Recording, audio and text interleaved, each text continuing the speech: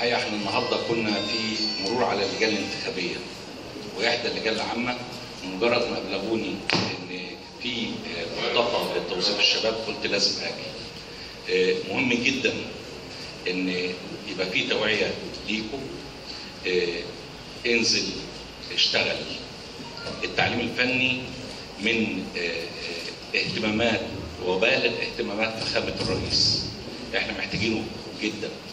تخيلوا لما انا ابقى كمحافظ مصانع وشركات في برج العرب والعمريه تقول لي احنا في حاجه الى عماله ومرتبات مجزيه، ولاقي اولادنا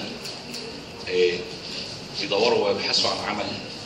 23 شركه طالبه عماله ومرتبات اعتقد انها معقوله من 3000 الى 5000، وانا سمعت ان في شركات بتقول لا ده هيبقى 7000 جنيه.